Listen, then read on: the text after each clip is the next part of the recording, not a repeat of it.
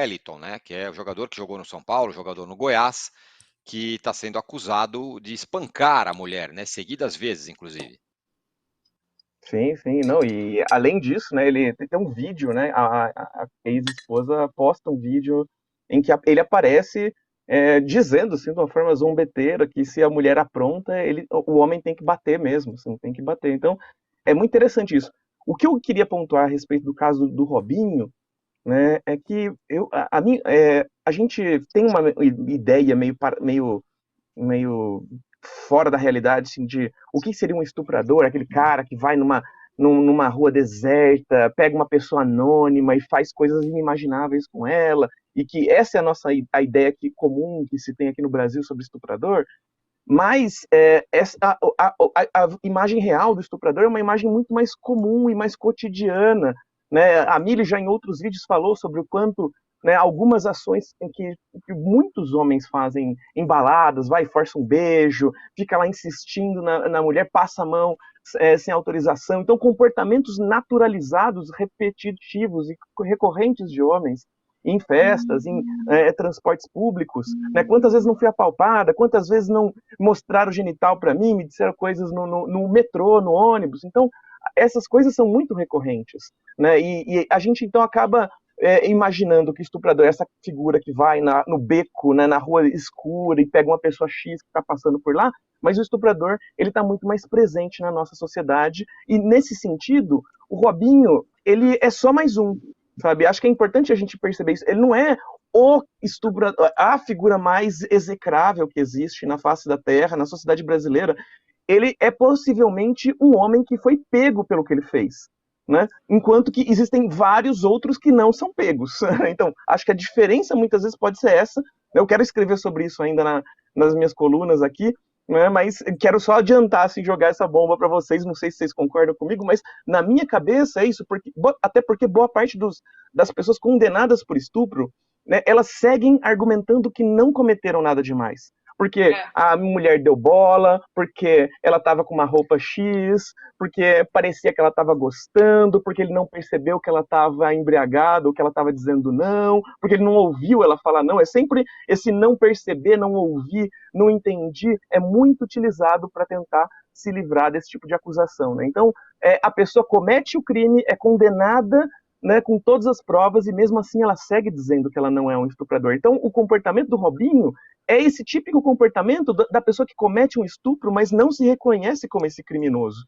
Ele acredita que ele não fez nada demais, como boa parte dos estupradores condenados no Brasil.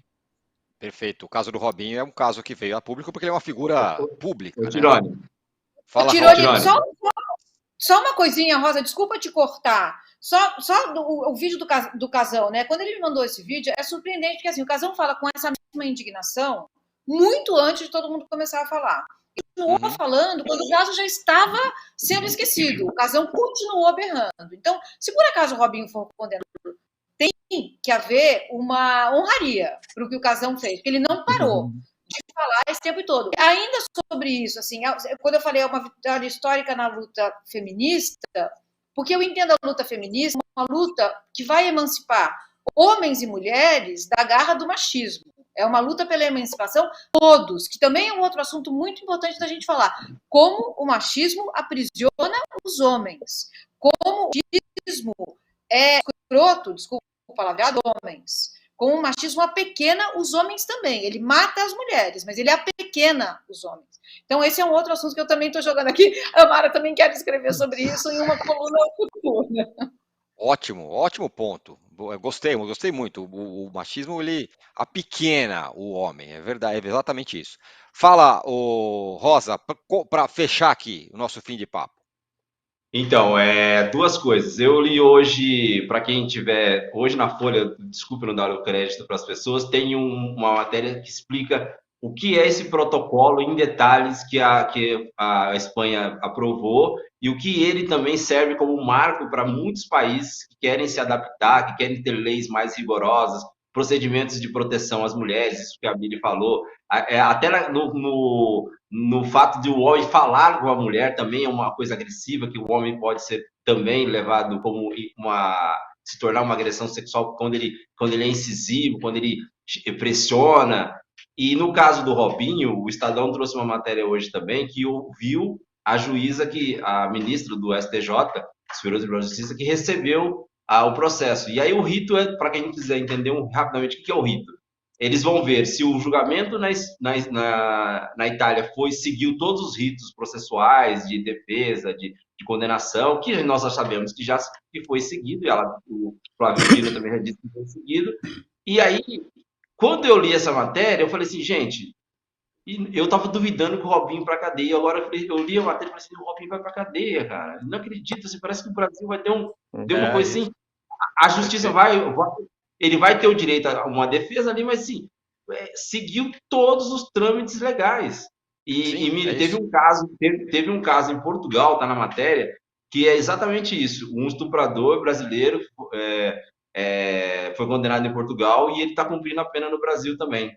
Então, assim, é uma coisa histórica, mas é porque também houve pressões de órgãos e pressão de pessoas como o Casagrande, como uma série de pessoas que levaram. Como deve ser, que no fim das contas é o papel, né? É o papel nosso.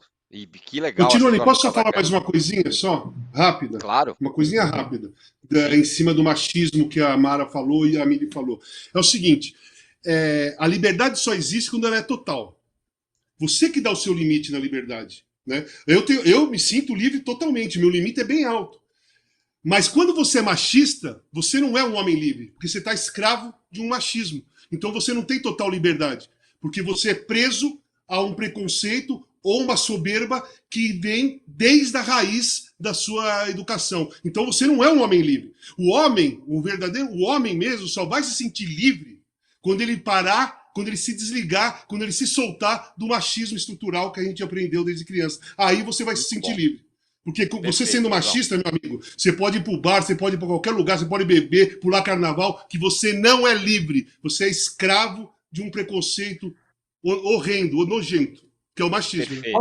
Excelente. Posso dar a última coisa? Senão a gente o fim de papo vai avançar na madrugada, mas pode falar. Não, mas é porque me chamou a atenção no protocolo que diz o seguinte: as casas noturnas, baladas, que cobrarem de preços diferentes das mulheres e dos homens, também pode ser quando. Eu sempre falei assim, mas por que eu vou num lugar uma mulher paga menos, eu pago mais? E é isso eles entendem como um incentivo também a questão claro sem dúvida é. Vamos encher de mulher aqui, porque aí a gente vai ficar legal. Exatamente. Exatamente. Muito bem.